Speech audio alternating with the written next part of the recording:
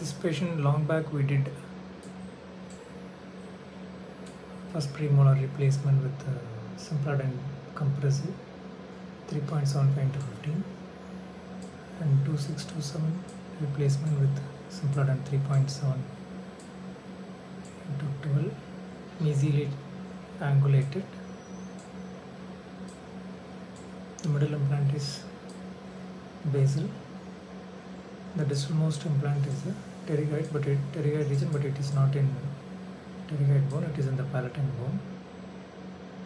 And we have placed one conventional implant for delayed loading, probably 4.2 into 10, and right side 2 simpladent compressive 3.7 into 12, and this is also 12. So we will see the osseointegration status 2 years after 2023, this one.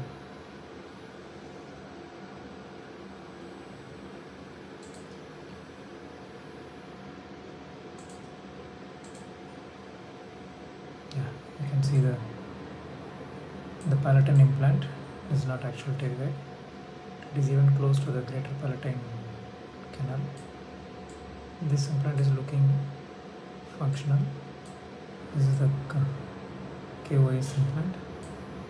The lower jaw, the conventional implant gets osseointegrated. After that, we removed the 7 and 8. We placed a compressive. This is well integrated simpladent KOS. Upper jaw, the bone level is good.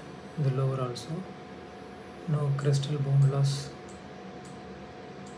no periimplantitis, well osseointegrated after more than 2 years.